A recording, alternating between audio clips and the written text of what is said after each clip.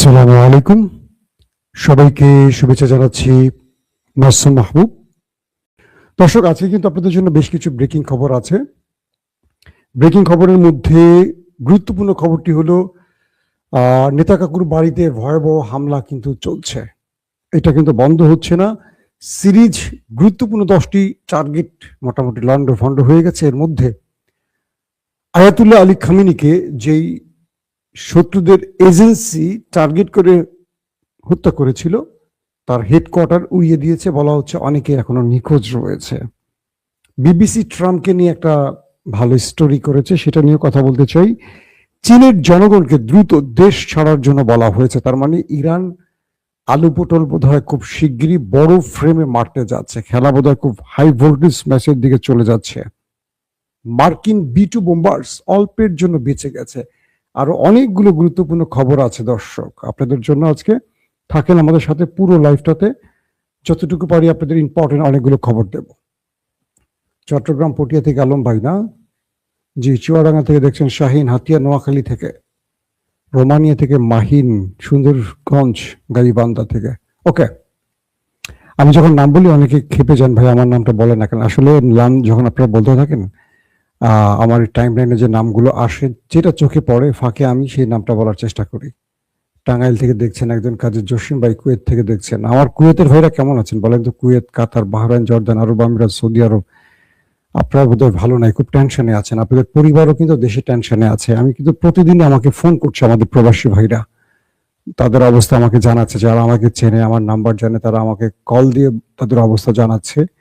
তারা খুব টেনশনে আছে। আমি তাদেরকে পরামর্শ দিই একটাই, মার্কিন স্বার্থ সংশ্লিষ্ট বিষয়, মার্কিন বেজ, মার্কিন তেলের যেই বড় বড় শোধনাগার যেখানে মার্কিনীরা কাজ করে, গ্যাসের যেখানে কাজ করে মার্কিনীরা, তাদের যে অফিস আদালত, তাদের যে শেয়ার হোল্ডিং, মানে তাদের তত্ত্বাবধানে যে বাণিজ্যিক অফিসগুলো, তারা যেখানে মালিকানাধীন বিভিন্ন ব্যবসা প্রতিষ্ঠান খুলে বসছে, এই জায়গা থেকে আপনারা এড়িয়ে চলেন। ইরান কিন্তু এই জায়গাগুলো এড়িয়ে চলতে বারবার আপনাদের বলছে। এখানে ইরানের টার্গেটগুলো হচ্ছে। দর্শক, আজকে নেতা কাকুর দেশটির ভেতরে সারাদিন কয়েক দফা বড় বড় হিট হয়েছে। আমি রাত 8:30 লাইভে কিন্তু বলেছি আপনাদের কিঞ্চিত। কিছুক্ষণ আগ পর্যন্ত যেটা জেনেছি, হাইফা, তেল আবিব সহ আশদোদ, কিরাত সামোনা সহ বেশ কয়েকটি শহরে হিট হয়েছে। একদিকে লেবানন চালাচ্ছে, অন্যদিকে ইরান চালাচ্ছে। আবার লেবাননের উপরও অ্যাটাক চালাচ্ছে নেতা কাকুর বাহিনী, IDF। তো এই উভয় পক্ষের মধ্যে কিন্তু খেলা চলছে। আবার ইরানের মধ্যেও অ্যাটাক চলছে আমেরিকা এবং ইসরায়েলের পক্ষ থেকে। আবার ইরান তাদের পক্ষ থেকে সেখানে আজকে সিজ্জিল মিসাইলের খেলা দেখাইছে। সিজ্জিল মিসাইল আজকে মেরেছে এবং নেচে গিয়ে সেগুলো দখলদারদের ভেতরে গিয়ে বড় বড় হিট করেছে। তো সবচেয়ে বড় যে খবরটি পাওয়া গেছে সেটি হলো, নেতা কাকুর গোয়েন্দা বাহিনীর যে টিমটি আয়াতুল্লাহ আলী খামেনিকে হত্যার মূল মাস্টারমাইন্ড ছিল, যারা তাকে ট্রেস করছে এবং তার অবস্থা নির্ণয় করে সেটাকে লক করে যুদ্ধ বিমানের মাধ্যমে হত্যা করেছে, তাদের হেডকোয়ার্টার খুঁজে বের করেছে ইরানি বাহিনী। এবং তাদের হেডকোয়ার্টার খুঁজে বের করে সেখানে ম্যাসিভ আকারে সিজিল এবং ক্লাস্টার একযোগে হিট করেছে। হিটের ফলে পুরো হেডকোয়ার্টারটা ধূলিসাৎ হয়ে গেছে, একদম মাটিতে মানে ভেঙে রাবিশের টুকরো হয়ে গুড়িয়ে গুড়িয়ে পড়েছে। পুরো ভবনটা দেখলাম একদম লন্ড ভন্ড হয়ে গেছে, ধোলাইখাল হয়ে গেছে। এত বড় অ্যাটাক চালিয়েছে ইরান। এবং আমি আপনাদেরকে রাত 8:30 বলেছি যে ইরান এখন তাদের মিসাইল নষ্ট করবে না, তারা একটা লম্বা যুদ্ধের জন্য রেডি হচ্ছে। তারা চেষ্টা করছে যে শত্রুর যে টার্গেটগুলোতে হিট করলে শত্রু আগামী 50 বছরের জন্য মাজা ভেঙে যাবে, দাঁড়াতে পারবে না, সেই জায়গাগুলো তারা টার্গেট করছে। এবং দেখছেন যে নেভাত্তাম, তারপর ডিমোনা, তারপর তাদের বিদ্যুৎ কেন্দ্র, তাদের কয়েকটি জ্বালানি কেন্দ্র, তাদের অস্ত্র ডিপো, তারপর তাদের F-35 এর ডিপো, F-16 এর ডিপো, তারপর তাদের মিসাইল স্টোরেজ, এগুলো টার্গেট করে কিন্তু ইরান হিট করে ফেলেছে। তো ইরান বলছে যে তারা এখন থেকে সব নতুন ভেরিয়েন্ট বিশ্বকে দেখাবে, শত্রুকে দেখাবে, শত্রুকে প্রতিদিন চমকে দিবে, সারপ্রাইজ দিবে। ইরান কিন্তু ঘোষণা দিয়েছে। সেই হিসেবে আজকে আবার সিজিল হিট করেছে। সিজিল তো আপনারা দেখেছেন, কম বেশি সবাই জানেন। তো সেই সিজিলের হিটে আমার নেতা কাকুর আজকে গোয়েন্দার প্রধান যে কার্যালয়টির হেডকোয়ার্টারটি শেষ হয়ে গেছে। বিবিসি আজকে ডোনাল্ড ট্রাম্পকে নিয়ে একটি স্টোরি করেছে, সেখানে বলেছে যে ট্রাম্প হঠাৎ করে তেলের বাজারের উত্থান ঘটান, আবার হঠাৎ করে পতন ঘটায়। তো এই উত্থান পতনের মাঝখান দিয়ে ডোনাল্ড ট্রাম্পের ছেলে বিশাল অঙ্কের টাকা পকেটে ঢুকিয়ে ফেলেছে। অর্থাৎ এই যুদ্ধটা হলো ওদের জন্য বাণিজ্য। মোটামুটি বিবিসি আজকে ট্রাম্পকে কাহিল করে ফেলেছে। তিনি বলছেন যে একটি অন্যায় যুদ্ধ চাপিয়ে দিয়ে কিভাবে তিনি শেয়ার বাজারকে ওঠান আবার কিভাবে নামান, আবার তেলের বাজারকে উঠান আবার কিভাবে নামান। এতে করে তার পরিবারের সদস্যরা বিশাল অঙ্কের টাকা হাতিয়ে নিয়েছে। আশা করা যাচ্ছে খুব বড় কিছু ঘটে যাবে শীঘ্রই। আবার কিছু গণমাধ্যম দাবি করেছে মার্কিন সবচেয়ে ভয়ঙ্কর বোমা B2 বোম্বার্স, আজকে যেই আপনারা চিনেন, সেই অল্পের জন্য সেটি বেঁচে গেছে ইরানের হাত থেকে, পড়তে পড়তে বেঁচে গেছে। তাতে করে বোঝা যাচ্ছে যে ইরানের হাতে আসলে কিছু চলে এসছে। ইরান কি ইন্টারসেপ্টর দিয়ে হিট করছে নাকি অন্য কোনো সাইবার অ্যাটাক চালাচ্ছে বা হ্যাক করে সেগুলোকে কি বলবো যে তাদের কন্ট্রোলে নিয়ে এগুলোকে ধ্বংস করছে। F-35, F-16X, কি F-15 রিপার ড্রোন, MQ-9, তারপর ইসরায়েলের আর্মস গ্রুপের বেশ কিছু ড্রোন। এই পর্যন্ত বলা হয়েছে যে ইসরায়েলের প্রায় কতগুলো 20-এর অধিক ড্রোন কিন্তু খেয়ে ফেলছে ইরান। আরো বেশি সংখ্যাটা আসছে, ইসরায়েল স্বীকার করছে না ঠিক মতো।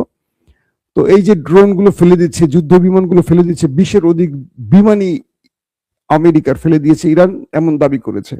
তো আজকে B2 বোম্বার্সকে মোটামুটি কাহিল করে ফেলেছিল, অল্পের জন্য বেঁচে গেছে, কতক্ষণ বাঁচবে কে জানে। তো আবার আমরা দেখলাম যে আরেকটি ঘটনা, মার্কিন যুক্তরাষ্ট্রের একটি অঞ্চল কলম্বিয়াতে আজকে একটি বিমান বিধ্বস্ত হয়েছে। এটা যুদ্ধ বিমান বিধ্বস্ত হয়েছে। বলা হয়েছে যে এই বিমানটিতে 128 জন ছিলেন, এর মধ্যে 115 জন সেনা প্রাণ হারিয়েছেন। এর মধ্যে 115 জন সেনা ছিলেন, 128 জনের মধ্যে 115 জন সেনা ছিলেন। এর মধ্যে প্রায় 90 জন সেনা ওপারে চলে গেছেন, এই খবরটিও আসছে। তো আমরা এইটুকু বুঝতে পারছি যে ট্রাম্প মিয়া খুব বড় বিপদে আছেন, হয়তো এই বিপদ তাকে কখন ছাড়বে আল্লাহ ভালো জানে। তো কলম্বিয়ার এই বিমান বিধ্বস্তের খবরটি অবশ্য একটু আগের ছিল, আমি আজকে অন্যান্য খবরের ভিড় এটা দিতে মিস করেছি দর্শক। তো আরেকটি বিষয় জানা গেছে যে ইরান দখলদারদের যে এজেন্সি অফিসগুলো, এগুলো পুরোটাই লোকেশন মোটামুটি খুঁজে বের করে ফেলেছে। অর্থাৎ মোসাদ, সিনবাদ সহ তাদের অভ্যন্তরীণ বা আন্তর্জাতিক পরিমণ্ডলে যে গোয়েন্দা বাহিনীগুলো কাজ করে, তাদের তালিকাগুলো বেশ খুঁজে খুঁজে বের করে সেগুলোকে টার্গেট করে এখন হিট করা শুরু করেছে। বলা হচ্ছে আজকের দিনটি ছিল সে দেশটির জন্য সবচেয়ে ভয়াবহ দিন। একদম স্পষ্টভাবে বলা হয়েছে যে আজকে একটা ভয়াবহ দিন গেছে ওই নেতা কাকুর দেশটির জন্য। ইরান আজকে বড় আকারে, ম্যাসিভ আকারে সে দেশটির উপর কি বলবো আলু পটল নিক্ষেপ করেছে, এবং এতে করে সেই দেশটির মোটামুটি নাড়াচাড়া পাতলা পায়খানা অবস্থা হয়ে গেছে।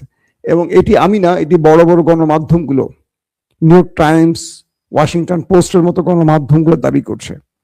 এবং আরেকটি খবর এরকম আসছে যে ইরানের ভেতরে যেই রাষ্ট্রবিরোধী বিক্ষোভগুলো হয়েছিল, এই বিক্ষোভটির মূল ফুয়েল দিয়েছিল ওই দেশটি, নেতা কাকুর দেশটির গোয়েন্দা বাহিনী মোসাদ, সঙ্গে ছিল আমাদের প্রিয় সিআই। তো মোসাদ প্রধান ডেভিড বার্নিয়া বলেছিলেন যে ইরানে যদি আমেরিকা আর ইসরায়েল অ্যাটাক করে তাহলে হুড়মুড় করে তাসের ঘরের মতো সরকার পতন হয়ে যাবে, সরকার পড়ে যাবে। তো মিস্টার ডেভিডের সেই প্রেসক্রিপশনে মিস্টার নেতানিয়াহু ডোনাল্ড ট্রাম্পকে দেখা করে পুরো বিষয়টি বলেন যে আমার গোয়েন্দা প্রধান জানিয়েছে, ডেভিড বার্নিয়া জানিয়েছে যে বিক্ষোভটি হয়েছে ইরানের ভেতরে, সেই বিক্ষোভের কারণে ইরানের সরকার এখন খুব নড়বড়ে অবস্থায় আছে। যদি এই মুহূর্তে আমরা কোনো অভিযান চালাই এবং আমাদের টার্গেট লক আছে যে কোথায় কোথায় তাদের প্রধানরা থাকে, IRGC প্রধান, বিমান প্রধান, এয়ার চিফ, গোয়েন্দা প্রধান বা আয়াতুল্লাহ আলী খামেনি কোথায় থাকে, তথ্যগুলো আমাদের কাছে আছে। তো আপনি আমাদেরকে যদি অভয় দিয়ে আমাদের সঙ্গে যুক্ত হন, আমরা একটা অ্যাটাকেই খেলা শেষ করে দিব। তারপর আমরা রেজিম চেঞ্জ করে শাহ পেহলভির সন্তান কাউকে বসিয়ে দেবো, অথবা আমাদের পুতুল কাউকে বসিয়ে দেব। তো এই টার্গেটে নেতানিয়াহুর এই প্রেসক্রিপশনটি ডোনাল্ড ট্রাম্পের কানে ঢোকে। পাশাপাশি এই মোসাদ প্রধান আবার সিআই প্রধান সহ মার্কিন বেশ কয়েকটি গোয়েন্দা সংস্থার প্রধানের সাথে বৈঠক করেন ইসরায়েল থেকে আমেরিকাতে গিয়ে। তো তিনিও মার্কিন গোয়েন্দাদের এই বিষয়টি বলেন। পরবর্তী ডোনাল্ড ট্রাম্প তার গোয়েন্দা প্রধান বা সামরিক পেন্টাগনের জেনারেলদের সাথে বৈঠক করেন। তো জেনারেলদের যিনি চিফ অফ স্টাফ চেয়ারম্যান তিনি মিস্টার ট্রাম্পকে সরাসরি বলেন যে মোসাদ প্রধানের এই তথ্যটি সঠিক নয়, আমরা মোসাদের এই তথ্যের বিশ্বাস করে এই যুদ্ধে যেতে পারি না, এটা আমাদের জন্য ভুল হয়ে যাবে। অর্থাৎ আমেরিকা একটা বড় চাপে পড়বে। এটা ইরাক বা আফগানিস্তান বা এটা সিরিয়া লিবিয়া নয়, এটা ইরান। 5-6 হাজার বছরের ইতিহাস নিয়ে দাঁড়িয়ে আছে। এত বছর তাদেরকে আমরা কিচ্ছু করতে পারিনি। এই দেশটির ভেতরে সরকার পতনের জন্য জনগণ যতটুকু রোডে নেমেছে এর পুরো ইন্ধনটাই ওই দেশটি দিয়েছে, মানে মোসাদ দিয়েছে। কিন্তু যখন সরকার পতনের টাইম আসবে জনগণ এটাকে মেনে নেবেন, একটা বড় গ্রুপ সরকার রক্ষায় নেমে যাবে। সো আমার মনে হয় মিস্টার প্রেসিডেন্ট আপনি এই কাজটি না করা ভালো। কিন্তু সেই গোয়েন্দা বাহিনীর ঊর্ধ্বতন কর্তৃপক্ষ কিংবা তাদের জেনারেলদের কথা ট্রাম্প শোনেনি। তিনি শুনেছিলেন মোসাদ প্রধানের কথা আর শুনেছিলেন নেতানিয়াহুর কথা। পরে তিনি যুদ্ধটা শুরু করে দেন। যুদ্ধটা শুরু করার পরের তো দৃশ্য আপনারা দেখতেই পাচ্ছেন যে প্রথম দিনেই আলী খামেনি সহ 30-40 জন হাই অফিসিয়াল গুরুত্বপূর্ণ ব্যক্তি, কমান্ডার, সেনা প্রধান, গোয়েন্দা প্রধান, এয়ার চিফ সব মারা যায় এবং ক্যাবিনেটের গুরুত্বপূর্ণ মন্ত্রীরা মারা যায়। কিন্তু সরকার পতন হয় না। অদ্যাবধি ইরানের সরকার পতনের কোনো ইঙ্গিত নেই। একজন জনগণ আমেরিকা ইসরায়েলের হামলার পর রাস্তায় নামে নেই। দুটো বক্তব্য পাওয়া যায়। এক, যে জনগণ ইরানের বিরুদ্ধে বিক্ষোভ করবেন এতদিন করেছিলেন, যারা সরকার পতন চেয়েছিলেন তারা বুঝতে পেরেছিলেন তাদের রাষ্ট্রকে লুটে নিতে এই দেশ দুটো যুদ্ধে নামে এসছে। ইরানিরা বুঝে গেছে, তাদের ঘুম ভেঙে গেছে যে তারা একটা ভুল কাজ করেছিল খামেনি সরকারের বিরুদ্ধে, যে কারণে তাদেরকে নেপথ্য থেকে অস্ত্র দিয়ে বা বিভিন্ন মিডিয়া সহযোগিতা দিয়ে এই বিক্ষোভটিকে চাঙ্গা করতে চেয়েছিল ওই দুটো দেশ এবং তাদের মিত্র মিডিয়া।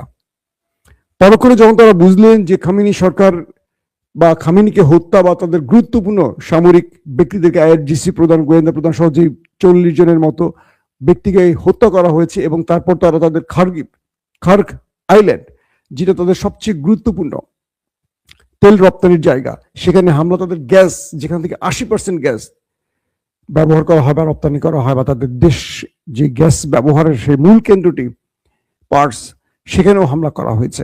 এগুলো সেই দেশটিকে ক্ষুব্ধ করে ফেলে। তারা বুঝতে পারছে যে এটি ওই দেশ দুটো এই দেশের জনগণকে বোকা মানিয়ে তাদের তেল গ্যাস লুট করার একটা পরিকল্পনা ছিল। এখন কোনো জনগণ নামছে না। তো এখন যেটি হলো যে মিস্টার নেতানিয়াহু ট্রাম্পকে যে বুদ্ধি দিয়ে যুদ্ধে নামিয়েছেন, ট্রাম্প এটি গতকালকে বলে ফেলেছেন যে আমি নেতানিয়াহুর আহ্বানে যুদ্ধ শুরু করেছি। নেতানিয়াহু আবার আজকে স্টেটমেন্ট দিয়েছেন ট্রাম্প মিথ্যা বলছেন, এরকম কোনো কথা আমি তাকে বলিনি। অর্থাৎ এখন একে অপরকে দায়ী করা শুরু করেছেন, কারণ দুজনের মোটামুটি কোমর ভেঙে গেছে ইরানের ধুলাই খাওয়ার পর। দর্শক, কয়েকটি বিষয় আপনাদের জানতে হবে যে আমেরিকা যে 48 ঘন্টা সময় দিয়ে 5 দিনের বিরতি দিল ইরানের বড় বিদ্যুৎ কেন্দ্রগুলোতে হিট করার, সেখানে কিছু তথ্য দেখলাম আজকে ইরানের জার্নালগুলো ঘেটে। সেটা হলো যে ইরানে প্রায় 150 থেকে 60-এর উপরে বিদ্যুৎ ইউনিট কাজ করে। অ্যানাদার বিদ্যুৎ ইউনিট ভিন্ন পুরো ইরানের মধ্যে 150-এর অধিক আলাদা বিদ্যুৎ ইউনিট কাজ করে। আমেরিকাকে ইরানের বিদ্যুৎ বন্ধ করতে হলে 150-টির অধিক কেন্দ্রকে টার্গেট করে হিট করতে হবে। এটা খুব একটা সম্ভব বলে মনে হয় না যে ইরান 5টা বিভাগ থেকে বা 10টা প্রদেশ থেকে বিদ্যুৎ চলে, বিষয়টা এরকম না। ভিন্ন ভাবে ইরান এই কাজগুলো তৈরি করে রেখেছে। কারণ ইরান 50 বছর ধরে ধরেন বা 40 বছর ধরে জানেন তার সাথে একটা লড়াই হবে শত্রুর, সেই জন্য ওইভাবে সে প্রস্তুত করেছে। এবং তাদের যত লিডাররা একজন মারা যাচ্ছে, একজন দাঁড়িয়ে যাচ্ছে। তার মানে খামেনির মৃত্যুর পর কি মনে হয়েছে যে খামেনির মৃত্যুতে কিছু যায় এসছে? কিচ্ছু যায় আসেনি। আইআরজিসি প্রধান মারা গেলেন, আলী লারিজানি মারা গেলেন, কিচ্ছু হয়েছে? ইব্রাহিম রাইসি মারা গেলেন, আমির আবদুল্লাহ হিয়ান মারা গেলেন, কিচ্ছু হয় না। ইরান এমন একটি সিস্টেম তৈরি করেছে যেমন বাংলাদেশের শেখ হাসিনা দেশ ছাড়লেন, পুরো আওয়ামী লীগ নিখোঁজ। বিগত 15.5 বছর মনে হয়েছে বাংলাদেশের জামাত, বিএনপি আর কোনো দল নেই, সব আওয়ামী লীগ। বাথরুম থেকে বঙ্গভবন পর্যন্ত সবই শেখ মুজিবের বাহিনী। হাসিনা ইন্ডিয়া ঢুকলেন, দেখলেন আর কিচ্ছু নাই, পুরো দেশ আওয়ামী লীগ মুক্ত হয়ে গেল। তো আমরা দেখলাম যে ইরানের ভিতরে ভিন্ন চিত্র। খামেনি মারা গেলেন, তাদের গুরুত্বপূর্ণ সব লিডার মারা গেলেন, কিন্তু কিচ্ছু হয়নি, বরং আরো শক্ত প্রতিরোধ গড়ে তুলছে ইরানের প্রতিরোধ বাহিনীগুলো। তো বলা হচ্ছে যে এই বিশাল ইরানের 150-এর অধিক যে বিদ্যুৎ ইউনিটগুলো কাজ করে, এগুলো সচল আছে সবসময়, এগুলোকে চাইলেই তারা অকেজো করতে পারবে না হিট করে। তবে ইরান পুরো গালফ কান্ট্রিকে, পুরো ইসরায়েলকে অকেজো করে দিতে পারবে, তার সেই রকম সক্ষমতা আছে ইরানের হাতে। তাদের বিদ্যুৎ ব্যবস্থা বা তাদের পানির রিফাইনের যে স্থানগুলো ধ্বংস করতে পারবে, এটা বিভিন্ন গণমাধ্যম, পশ্চিমা দুনিয়ার গণমাধ্যমে উঠে আসছে। বলা হচ্ছে যে এতদিন ধরে নিষিদ্ধ থাকা ইরান প্রায় 11 লাখ ব্যারেল তেল প্রতিদিন উত্তোলন করতে পারত। খুব ইম্পর্টেন্ট একটা তথ্য, 11 লাখ ব্যারেল ইরান তেল